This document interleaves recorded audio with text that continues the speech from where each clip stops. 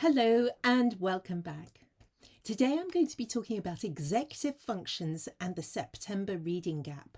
We often think about attainment gaps in reading when SATS results are published and scrutinised in June and then updated in September.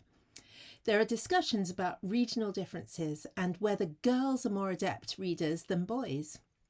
For me, the attainment gap in reading is most obvious when the children return to school in September. At the beginning of the new school year, some children get off to a flying start, especially if they took part in a summer reading challenge. This type of scheme encourages children to borrow and read library books throughout the summer break. And when the children return, having read regularly over the summer, their fluency is steady, their vocabulary is refreshed, and their comprehension is stronger than before the holiday. But for other children who don't have this kind of structure in place or access to books at home, they come back to school having read very little.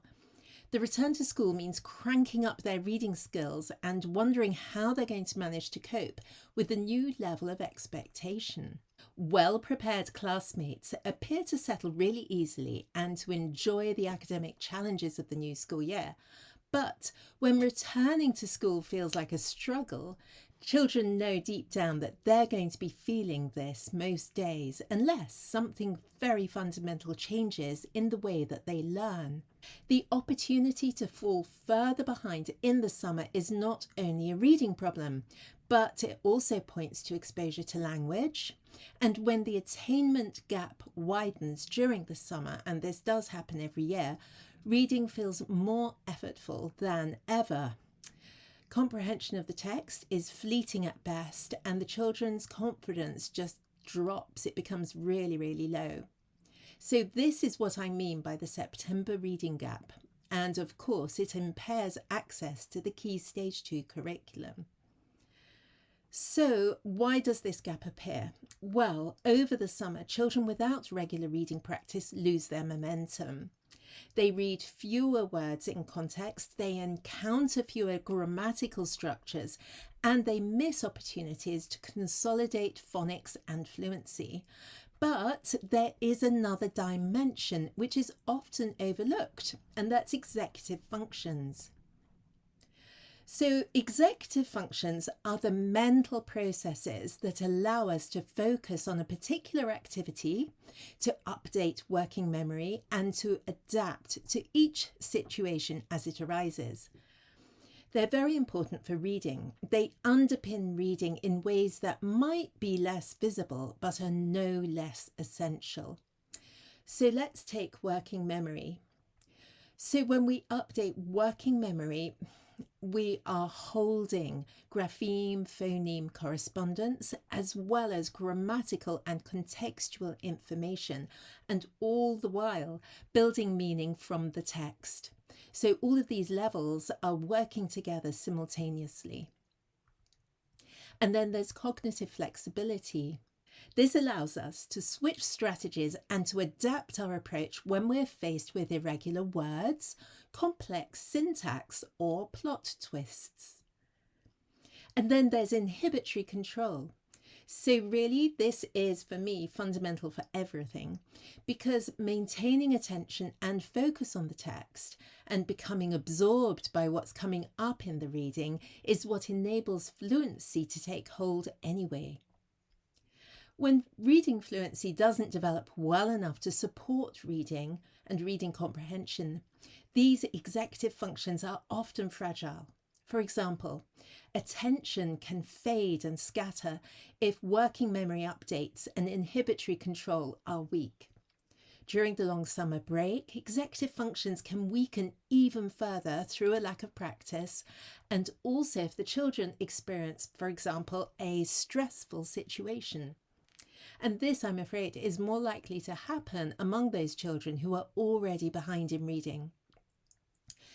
You see, the September reading gap is not only about knowledge loss, but it's also about returning to school with executive functions under strain. So why do I think that rhythm can help to close this September reading gap?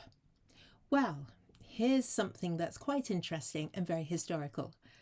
Early classical texts show that thousands of years ago, these civilizations used rhythm to bring precision to warfare, and that rhythm in dancing, singing, and recitation was also valued as a mark of refinement by these citizens.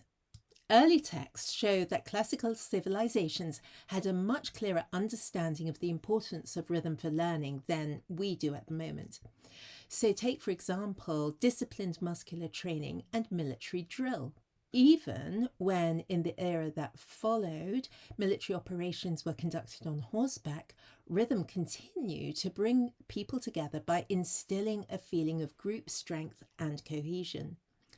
Rhythm-based drills that involved people moving in time together became the tool to sharpen attention, support memory, and nurture the flexible timing that was needed for fluent coordination of these military maneuvers.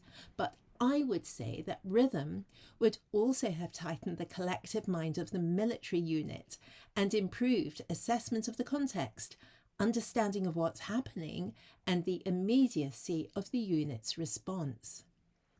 In reading a text, very much the same thing happens. Rhythm brings precision and fluency to inefficient reading, and it also builds sensitivity to contextual and grammatical cues.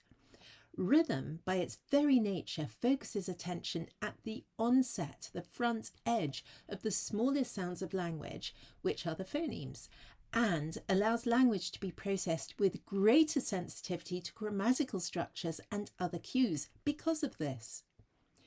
This increase in precision, anticipation, and efficiency means that children with weaker reading can benefit both in terms of their reading fluency and their executive functions. In my experience of working with pupils aged 5 to 19 years old, rhythm-based practice can close the September reading gap in as little as 3 weeks and in just 10 minutes a week. In pilot schools, school leaders have observed pupils reading with prosody for the very first time. This was a shift that became audible within 3 sessions. And if you would like to see how these ideas can be applied directly in schools, I invite you to join my live webinar, Executive Functions and Reading, Unlocking Hidden Barriers in the New Term. So the link is just below this video. So every September, reading assessments highlight the pupils who remain outside the comfort zone of reading fluency. Whether they're fast but not fluent or slow and effortful, these children are missing the relaxed flow where decoding and comprehension align. Taking action this term means that change will be visible before your Christmas assessments. That offers relief and real advantage for the children and the teachers alike. So this is also a moment for leadership. Academy trusts and schools that take the lead on evidence-based practice set the pace for others to follow. Rhythm for Reading has already helped pupils discover prosody, that's the sound of comprehension itself, in just 3 sessions. You can explore how the programme works in practice with measurable gains in fluency and comprehension in just 1 term. So I've left all the links in the writing below. Thank you so much for joining me today, and I hope to see you again very soon. Bye for now.